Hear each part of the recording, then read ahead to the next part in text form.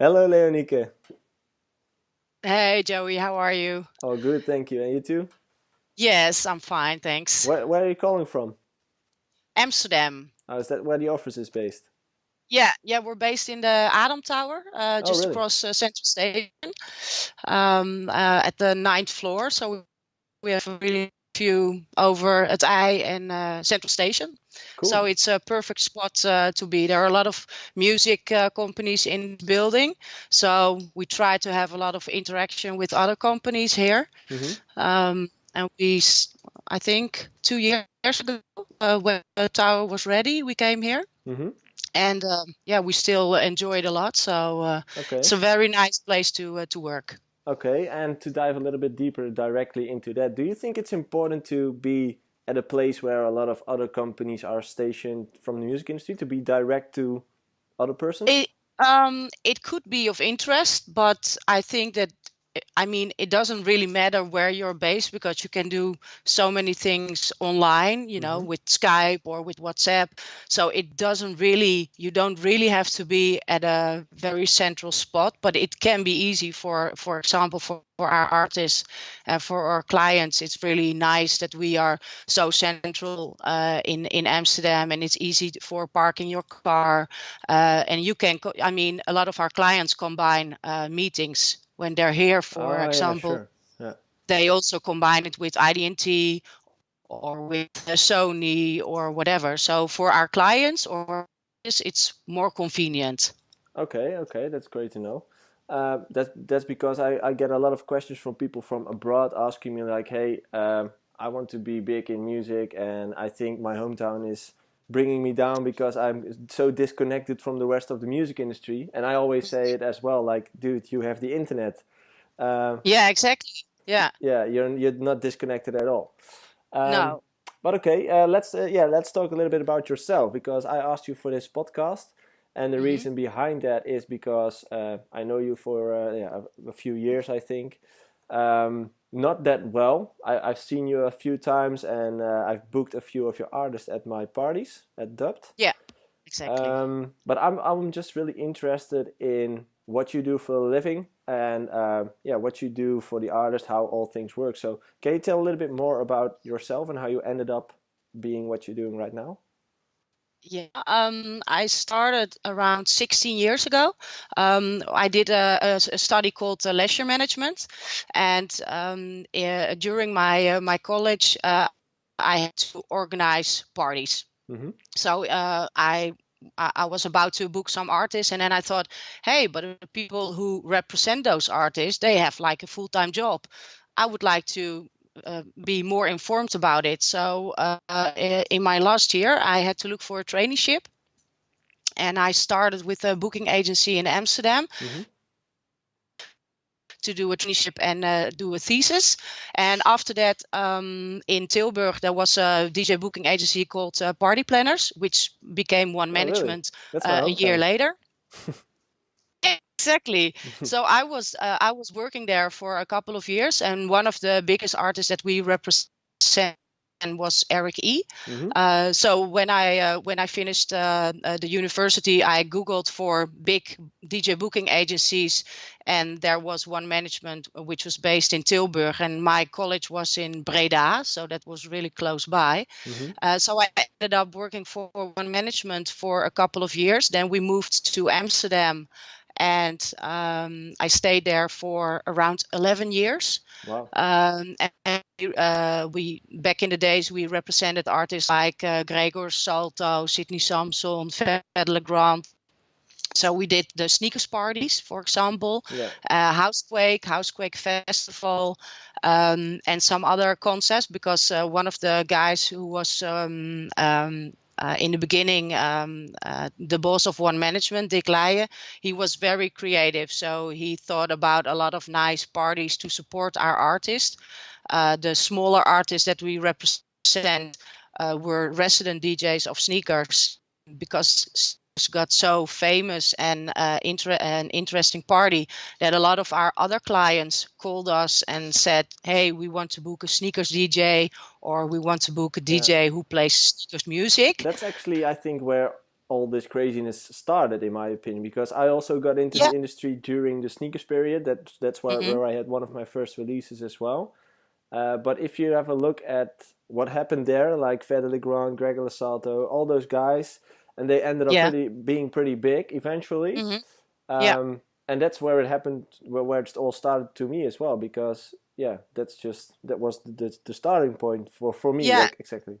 Yeah, yeah, and the fun thing is, right now with Liwyn, we also represent some new talents, such as Deep End and Lucas and Steve, which are now huge, of course. Mm-hmm. But those guys were also inspired by the Sneakers, Yeah, sound. yeah. So a couple of weeks ago, we had a sneakers reunion Oh during yeah, the party. Amsterdam Dance Event, and some of my current DJs, they said, "Oh wow, I really want to go there because it was like one of the biggest things for me why I started to become a DJ and producer." So it's really funny how these things Yeah. evolved in only, I think, ten like seven years. years or Yeah, 10 years ago. Yeah. something like that. But that was a very busy time also because of the house and the electro house music was so huge, and it was so big in the Netherlands. You could do so many bookings. I remember one time, it was when Fedde Le Grand was he had his hit Hands Up for Detroit, and we were working with a American booking agency. Mm-hmm. And the owner, Paul Morris from AM Only, he called me and he said, I'm checking Fedde's diary, and there are 5 bookings for New Year's Eve. That's not possible. He said, you're just making it up, this schedule. And I said, no, in the Netherlands you can do so many bookings because it's a small country. So Yeah, you only have to drive for 20 minutes and you're in another city. And he yeah, was like, wow. So that was but I think back in those days, you could do so many bookings, and the club shows were still very, big. Right now, it's more everybody's focused on the summer season with all the festivals. But back then, you could do at least 2 or 3 club shows in a night. So yeah. it was a really busy time. Yeah. It's completely different if you compare things with right now, because now it's more likely to have 2 different gigs in 2 different countries in one weekend than you have Yeah. 5 gigs in your hometown, True. actually, or in your home. Yeah. Yeah. Yeah, and I think that's also because, for example, shows in Germany and in Belgium, which are close by, you can easily go there by car. Most of those countries also have a lot of festival shows right now, so you can buy an early set at a festival here in the Netherlands, Mm-hmm. and at night do another show in Belgium or in Germany. So it's yeah. If you focus not only on your own country, but if you focus on worldwide bookings, of course you have more possibilities to perform somewhere. And that's Yeah. also why most of the artists that we represent them worldwide, because our database is so big, and we not only work in the Netherlands, but we also do bookings all over the world, which makes it more easy for us to try to book as much dates as possible for an artist. Okay. And how does that exactly work? Because you see DJs touring all over the world. I did it myself as well. But how does that process go? Where does it start and where does it end, and what happens in between? Well, there are 2 or 3 different options. One is because we work quite proactive, so we always look for new clients, for new shows, and we try to reach out to the promoters or to the club owners, and we offer our artists Mm-hmm. to perform there, or at least to discuss possibilities. We try to push a little bit and give them a lot of additional information about releases, about collabs, and those kind of things. And then if a promoter is interested, we check for an available date. We discuss fees. So we ask what their budget is, or sometimes they want an indication, and you work around a fee which is interesting So it's for both negotiable. parties. It's not like there's a set fee. It's negotiable for people to say like, yeah, it should be around, let's say, 1,000 euros. Yeah, exactly. But Yeah, yeah, it's negotiable because sometimes there are sponsors involved, or sometimes you talk with a club which has a capacity of 1,000 and some club with a capacity of 2,000, so or the entrance fee is really low or there's a free entrance. So those things, they always are indications to have a higher or a lower fee, but there's always like an average fee, and sometimes it's a bit more or sometimes it's a bit less. It really depends on what kind of event it is. Also what the rest of the lineup is. If they have like only really big headliners, that there's some budget. And if they only have like one guest DJ and the rest is local DJs, those are the different things where you should look at before you negotiate. Yeah, so there's a lot of variety in fee, as in every little part of the party has effect on the fee actually. Yeah, exactly. Okay, yeah. And what happens? You start to negotiate, and then what happens then? Yeah, then when you discussed the fee and the artist is also happy with the fee, you confirm the show. We send a contract, an invoice, and a press kit. And in the press kit, we have like up-to-date press pictures, which they can use for artwork. The technical rider, hospitality rider, and if it's a foreign show, we always negotiate flights, of course. So we need to check for frequent flyer numbers. If have verbal seats, we always work with a travel agent here in Amsterdam, and we check out the flights that the artist prefers, and then we discuss that with the promoter. And when a booking is confirmed and they signed the contract and they signed it back to us, they can promote the show and start with the online promotion after the artwork is approved by us and by management, for example. And like a few weeks before the show, the full payment needs to be in our account, because we always invoice for the artist, and we always want at least a month before the show that the full payment is in our account. So we're 100% sure that everything is well organized. Yeah. And is that also because you pay the flights? Sometimes you discuss landed fees, and sometimes flights are on top. If flights are on top, most promoter books the flights, or we send the flights that we selected to the promoter, and they can pay them to our travel agent. We never book flights if we don't have any deposits. So we don't have a lot of it needs to be, we want to be 100% sure that we will only book flights if we have money in our account. So sometimes, upon signing of the contract, we need a deposit of 25 or 50%. So at least we can book flights from that money, and then the remainder will be paid a month before showtime. Okay. And with the hospitality, right? Like there's always a lot of gossip going on, like the crazy riders you see from Justin Bieber and all those kind of things. What's normal in your opinion?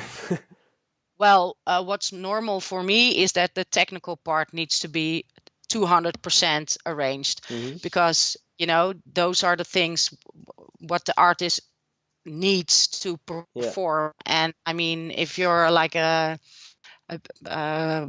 don't know, like a writer, you need to have a proper pen and a paper, for example. You need the right DJ tools. really needs to have. Exactly.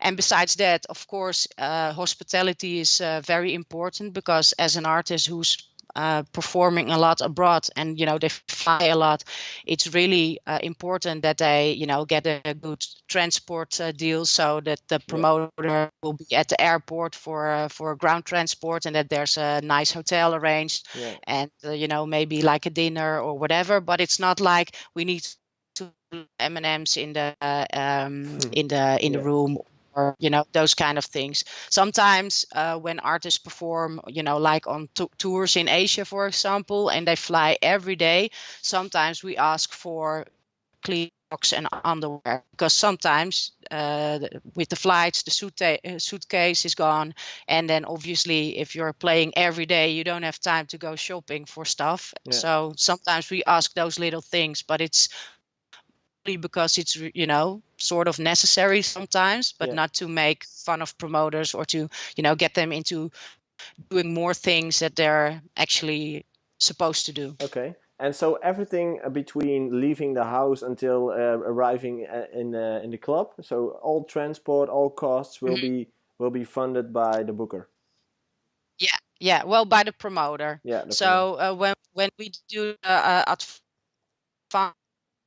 itinerary, it's like a detail sheet where all the information from the promoter is written down on the sheet, and we have a booking system, an Mm-hmm. online booking system, where all artists have an app, Mm-hmm. so they can see all bookings real time, and they see their flight e-tickets in the app, and also who is collecting them at the airport, what's the hotel, does it have a gym, or is it close to the venue, or is it close to the airport, because sometimes when you have very different flight times, you prefer a hotel at the airport because you can get a little bit more sleep. Mm-hmm. So those are things that are always taken into account, because we want to make it as much easy for the artist to travel, so he can really do his or her job Yeah. in the club. Okay. And what did I want to ask now? I had a question. Oh yeah, and all the things you just mentioned, like you arrange the agreements, you arrange the artwork, the press kits, the payments, the travel plans, the itineraries, all these things, and you charge a percentage of the booking, right? Yeah.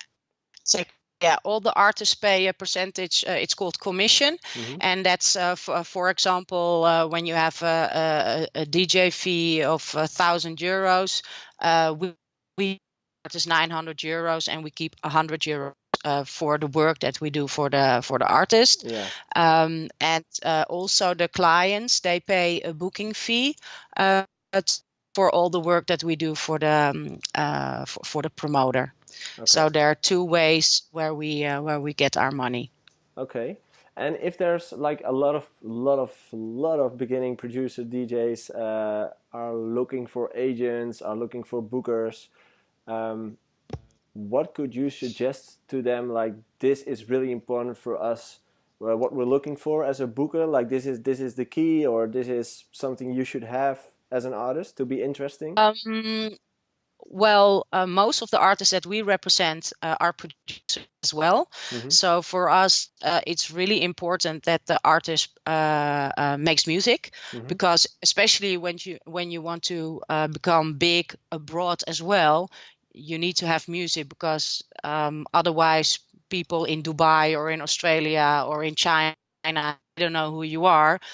So why would they book you? And if other DJs are playing your music, then probably it's more easy. Or when it's on the radio or on Beatport or Spotify, Mm-hmm. your profile will become bigger. Yeah. So then for us, it's easier to promote you with our clients.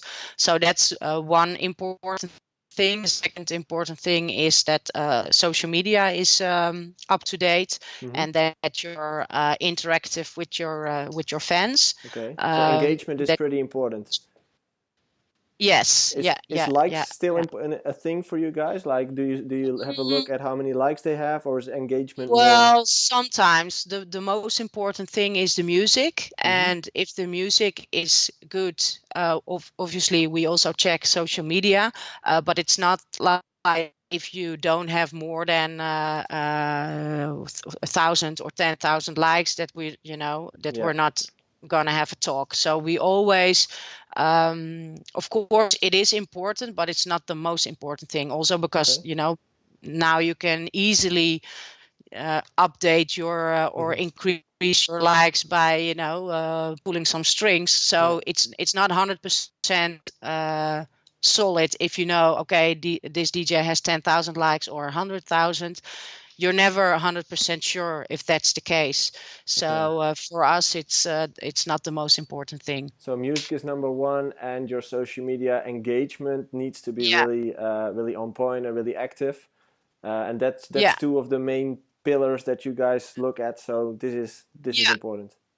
Yeah. And when we, invite artists to come and have a chat with us to see if we can, collaborate, it's always important that there's a nice personal click. Mm-hmm. We work with people who are hardworking as well, and who are laid back, and you can have like normal conversations with them. We Mm-hmm. don't want to work with artists who think that they're God, or bigger than you are, because everybody's the same for me. Yeah. So the personal click is also important for us when we start to represent an artist, Mm-hmm.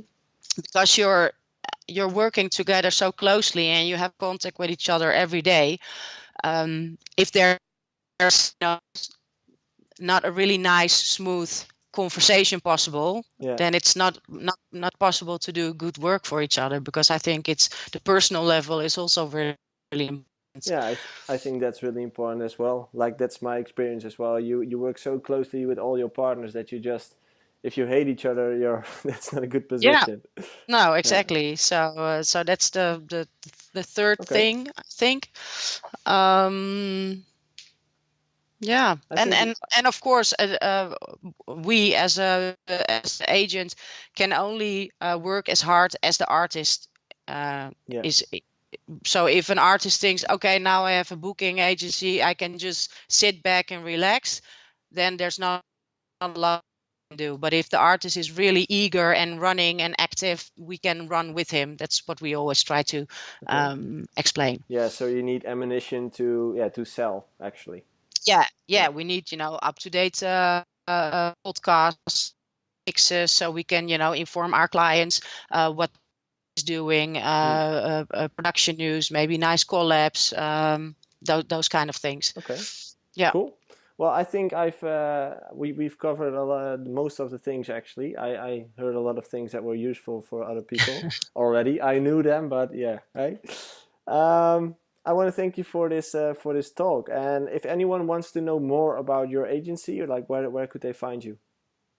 They can find us on the website liwyn.com. It's Mm-hmm.